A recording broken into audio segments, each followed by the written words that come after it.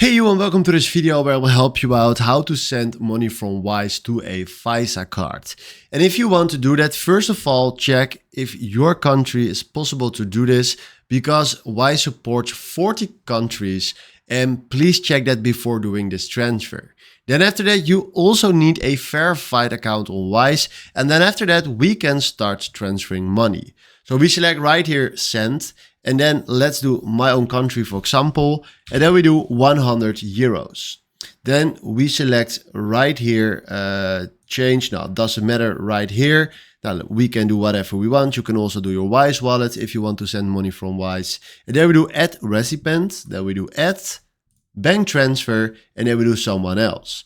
And then when it's inside Europe, what it is, because the Netherlands is in Europe, we fill in right here the full name of the account holder and right here the IBAN of that Visa card. You can also do this outside Europe, and then you can fill right here also the SWIFT or the BIC code.